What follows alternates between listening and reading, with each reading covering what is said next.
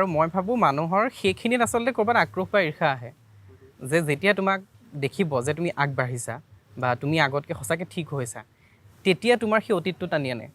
কাৰণ মানুহক আঘাত কৰাৰ আটাইতকৈ মানে কি ক'ম শক্তিশালী অস্ত্ৰটোৱে হৈছে অতীত। তোমাক আঘাত কৰিবলৈ তোমাৰ অতীতটোকে মই ব্যৱহাৰ কৰিম নহয়। তোমাৰ অতীতৰ পৰা তুমি শিকিলা, তুমি অতীতত ভুল কৰিছা। মানুহেতো চবেই ভুল কৰে, কোন আছে ইমান পাৰফেক্ট? গতিকে চবেই ভুল কৰে, গতিকে তুমি সেইখিনি ভুল কৰিলা, সেইখিনি ভুলৰ পৰা তুমি শিকিলা, শিকি পেলাই তুমি নতুনকৈ জীৱনটো আৰম্ভ কৰিছা বা তাত নতুন কাম কৰিছা। সেইখিনি সময় নতুন কামখিনিক আদৰি লোৱাৰ সলনি, যদি নতুন কামখিনিত ভুল আছে ঠিক আছে তেতিয়া কওক, কিন্তু সেইখিনি আদৰি লোৱাৰ সলনি যেতিয়া অতীতটোক আনে, তাৰমানে সেইটো তোমাৰ অস্ত্ৰ হিচাপে ব্যৱহাৰ কৰিছে।